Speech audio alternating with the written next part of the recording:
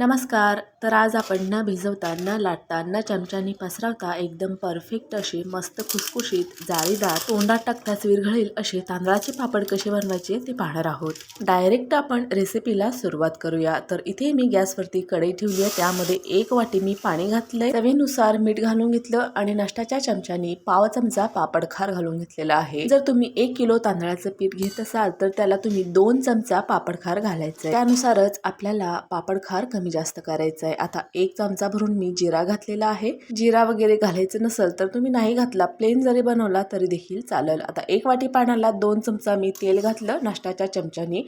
आता खळखळून अशी आपल्याला ह्या पाण्याला उकळी काढून घ्यायची आहे. कोमट वगैरे अजिबात करायचं नाही. उकळी आली की आपल्याला लगेचच गॅस बंद करायचा आहे. गॅस मी बंद केलाय. आता बघा, इथे मी 1 वाटीचं प्रमाण सांगितलेलं आहे. तुम्ही अर्धा किलो तांदळाचं पीठ किंवा 1 किलो जर तांदळाचं पीठ घेत असाल तर एका भांड्याने मोजून घ्यायचं. कुठलाही एक भांडं वापरायचं मोजण्यासाठी आणि जेवढं पीठ घेतलं भांड्याने मोजून तेवढंच इथं पाणी वापरायचं. एकदम परफेक्ट असं प्रमाण आहे.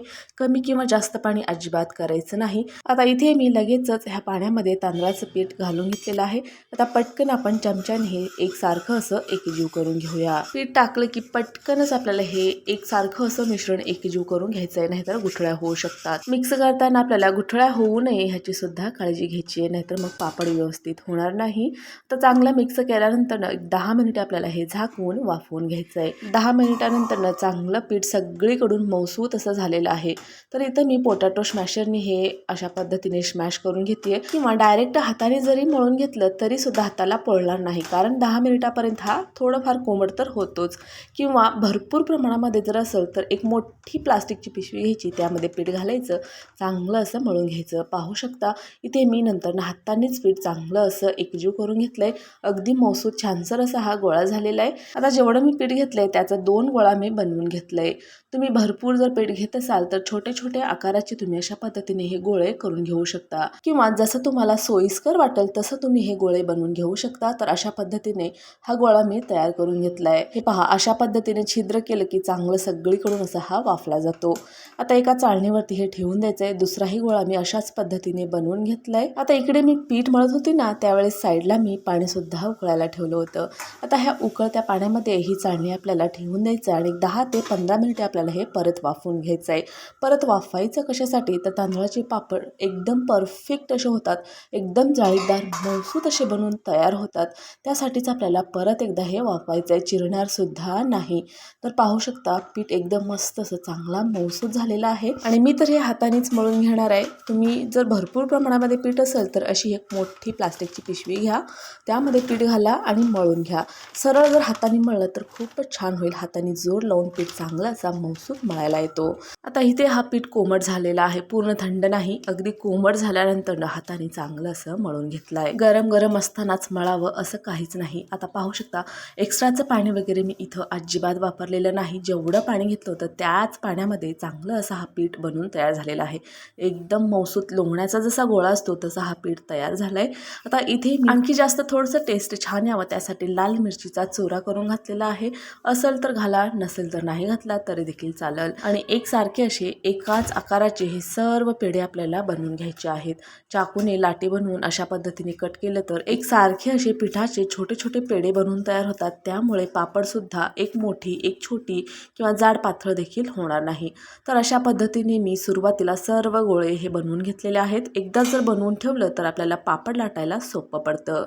आता हे जे पेढे आहेत ते अशा पद्धतीने हातावरती थोडंसं गोल आकार द्यायचं आणि अशा पद्धतीने एकदम मस्त असा गुळगुळीत असा हा पेढा बनवून घ्यायचा. अशाच पद्धतीने सर्व पेढे मी बनवून घेतले. आता एक प्लास्टिकचं पेपर घेतलं, म्हणजे प्लास्टिकची जी पिशवी असते घरामधली तेच मी कट करून जेवढं मला पापड बनवायला सोपं जाईल तेवढ्या आकारामध्ये मी कट करून घेतलं. तेल लावलेलं आहे. फक्त एकदाच आपल्याला तेल लावायचं आहे प्लास्टिक पेपरला. पिठाचा गोळा प्लास्टिकच्या मधोमध ठेवायचं आणि घरामध्ये आपल्या तर असतंच प्लेट, फुलपात्र, तांब्या, ग्लास, वाटी वगैरे, तर त्याच्याने अशा पद्धतीने आपल्याला हे वरून जोर लावून हलकंसं जोर लावायचं आहे, खूप जास्तसुद्धा जोर लावायची गरज नाही. दाबून अशा पद्धतीने हे पापड पसरवून घ्यायचं आहे. पाहू शकता अगदी सहज असं बनवून तयार होतं. पापड पसरवायला सुद्धा अजिबात त्रास होत नाही, हात वगैरे अजिबात दुखणार नाही. जेवढी आपल्याला पातळ पापड हवी आहे तेवढी पातळ पापड आपण बनवून घेऊ शकतो. अलगद असं मी प्लास्टिक पेपर काढून घेतले. पाहू शकता एकदम मस्त अशी परफेक्ट ही पापड बनवून तयार झालेली आहे. तुम्ही असंच डायरेक्ट प्लास्टिक पेपर उचलून पेपरवरती तुम्ही वाळवायला घालू शकता, परंतु मी हाताने उचलून दाखवली आहे. काय मस्त अशी पापड झाली आहे. पाहू शकता एकदम पातळ अशी पापड आहे, जाड वगैरे अजिबात नाही. तर इथं अजून एक पापड मी बनवून दाखवते. पाहू शकता तुम्ही अशा पद्धतीने ठेवायचं आणि हे पसरवून घ्यायचे. लाटण्याने जरी तुम्ही लाटला ना तरी देखील अगदी मस्त असे तयार होतात. तर इथे तुम्ही हा पीठ पाहू शकता किती छान असं पसरतोय. सगळीकडून एकसारखं असं पसरवून घ्यायचंय, कुठे जाड कुठे पातळ अजिबात ठेवायचं नाही. आणि पीठ पाहू शकता तुम्ही किती छान असं पसरतोय. तर हे पहा एकदम मस्त असं बाजूला सरकतोय. जेवढं तुम्ही सरकवाल, जेवढं पातळ बनवाल तेवढे हे पातळ पापड होतात. आता बघा एक काळजी असते ना, पापड जर आपण पूर्ण बनवलं आणि ते सुकल्यानंतर ना चिरेल का ह्याची भीतीच असते.